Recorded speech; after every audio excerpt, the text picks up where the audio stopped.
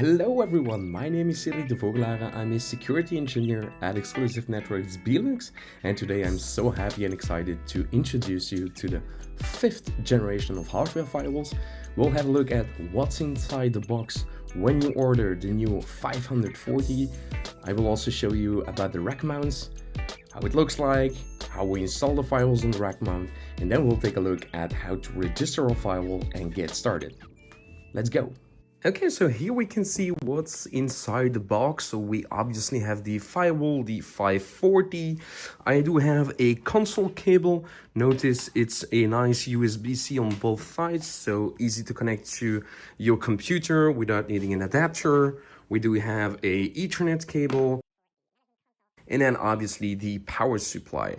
Notice that when you buy a PA, so a physical firewall, you will only have American power cord. So if you're in Europe, obviously you need to make sure you order the European power cord. It's free of charge, but just make sure you add it to the order, right? And then as you can see, the 540 as well as most of the 500 firewalls series, they support dual power supplies. So if you want, you will need obviously to purchase an additional power adapter, right? So only one power adapter is included.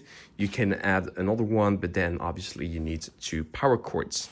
So just for the reference over here, I took a 460. So this is the highest firewall in the 400 series. You can see we have 8 port over there.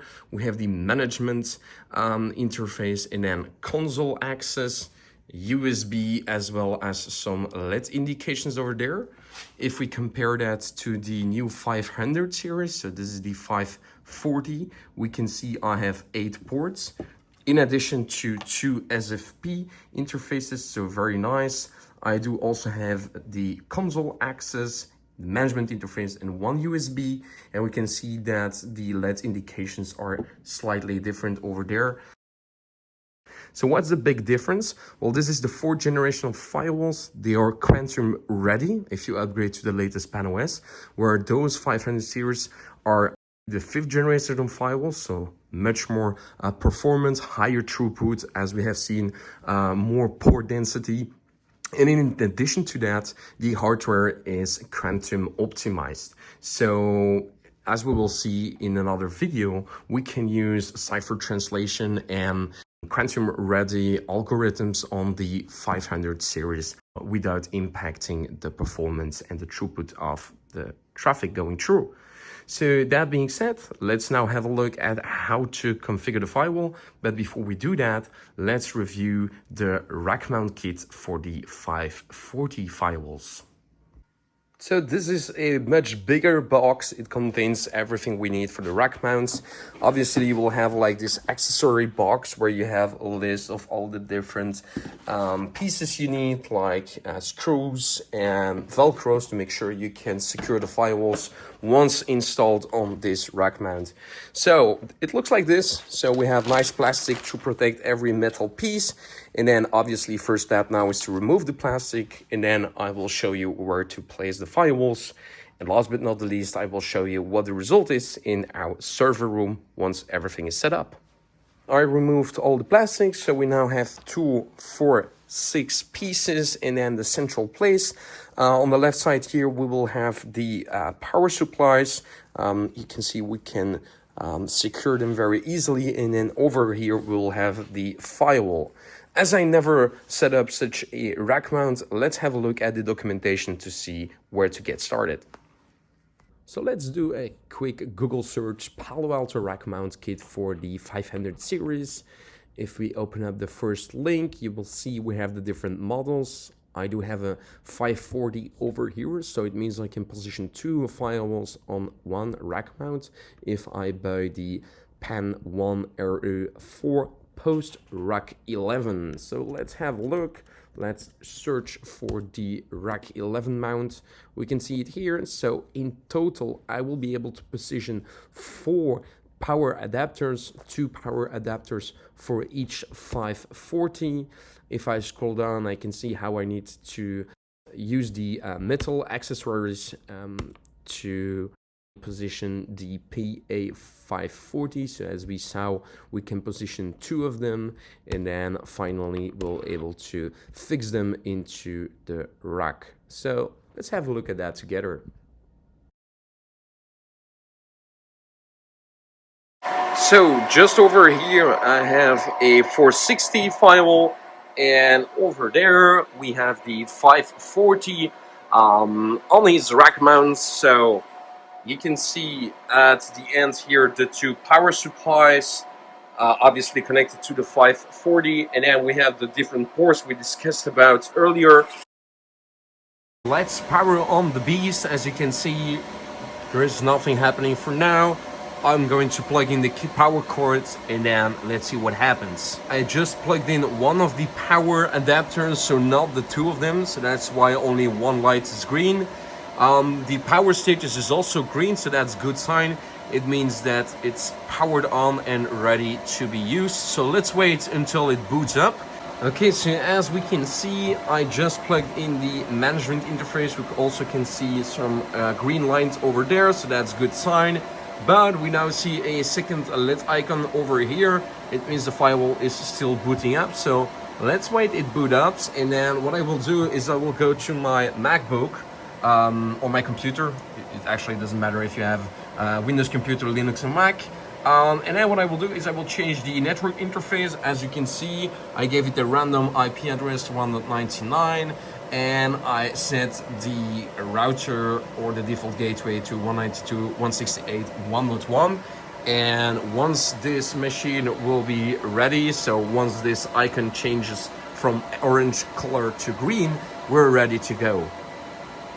Okay, so all lights are now green, so we're ready to go. I have connectivity between my computer and the 1.1. By default, the firewall is now set to ZTP, Zero Touch Provisioning mode, which means that ideally I would just have to give this port internet access and I would be ready to go. Instead of that, I want to configure the firewall myself in, let's say, manual mode, USB-C management console interface over here, to connect through CLI and change from ZTP mode to manual mode. Let's have a look at that.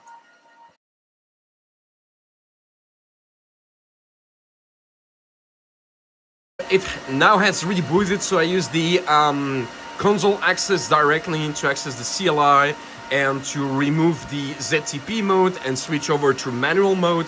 I'm going to connect through SSH to the firewall.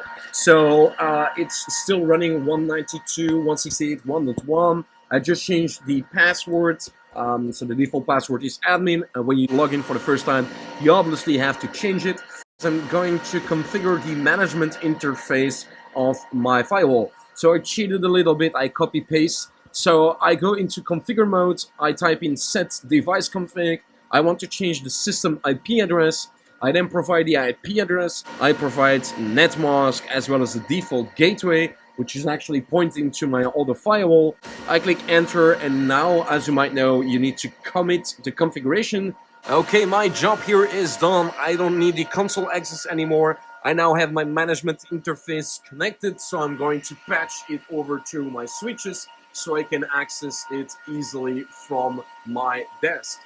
Okay, I'm now back to my desk. I'm able to connect to the firewall through the new IP address I configured on the management interface. Now it's time to get started with the configuration and activation of our firewall. So by going to the device tab, the first tab should be to get the licenses. If I would go to the license and then click on retrieve a license key from the server, you will see an error, failed to get the license, because the device not yet registered. So what I need to do now is go to the CSP, the customer support portal, go to the home page.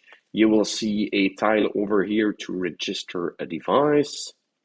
Click on the first option, register the device using a serial number. Copy paste the serial number so you can go on the firewall in the dashboard under serial hashtag. You can find a serial number of the firewall. You obviously provide your address.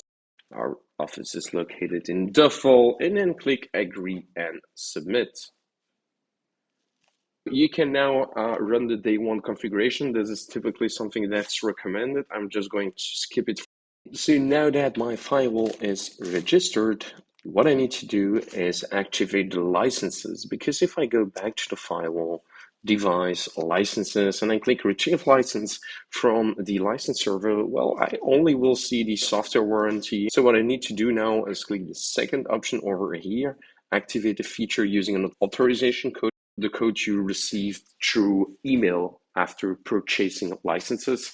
You provide the code, you click on apply, and then if you have internet access and a valid license, you should see the licenses are being loaded on your firewall. So you can see here, I have the full bundle. So I have everything from threat protection, DNS security, SD-WAN, and so on. Okay, so here I can see all the different licenses. Now all the licenses are installed. I'm ready to get started with the actual configuration of my firewall. So this is where you usually start configuring the network, the interfaces, the zones, the routing, and then obviously what you need to make sure is that traffic of your management interface is secured. So in my case, it's not really a problem because my 540 has the IP address 143.54, and it's actually behind another firewall, which we can consider as my edge firewall. So all the traffic will go through the edge firewall and will be inspected there.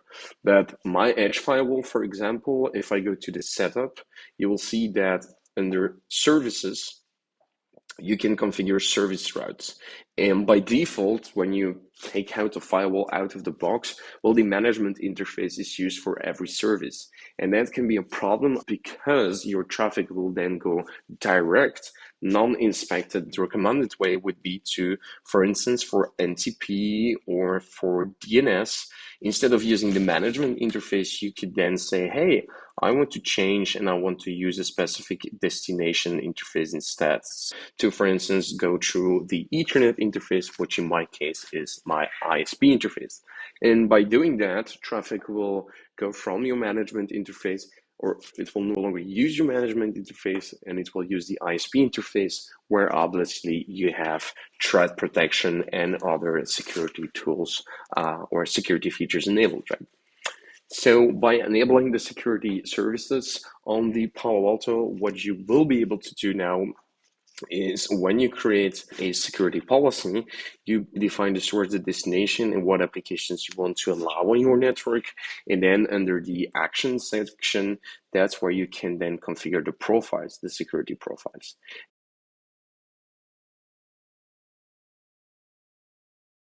Or what we highly recommend to do is to use a group of profiles. I could create like a default group and then say, I want antivirus enabled. I want URL filtering enabled.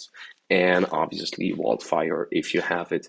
Those are typical, or let's say the minimum of the security features you want to enable, especially for outgoing and inbound traffic from the internet, right? Commit the configuration once I'm ready to push it into my production environment. So that's it, very simple steps from taking the firewall out of the box, racking it into your data center, connecting it to the customer support portal for registration and licensing management. We're ready now to take advantage of our firewall and start our configuration. Thanks for joining this first session. I hope you find it useful. Please use the comment section below if you have any feedback, questions, or comments about this session. And I hope to see you in the next one, where we will switch gears from the hardware firewalls to the software firewalls. We will have a look at how to onboard VM series and how to start with the new Precision AI security bundle.